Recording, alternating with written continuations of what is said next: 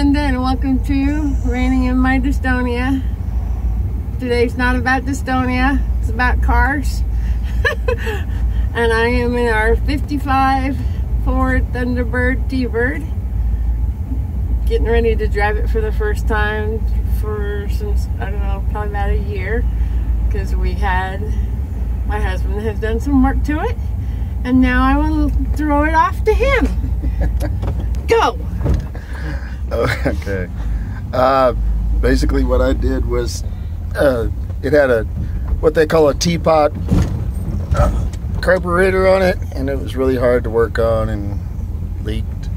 So I put a modern Holly on it, and that took a while. Changed out the distributor, a couple other things. Hi! I gotta pay attention. I gotta pay attention.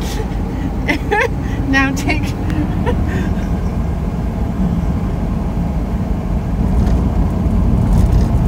Are you getting the hood? When's it gonna shift? Do I need to punch it to shift it? Do I need to punch it? You need to go a little bit faster.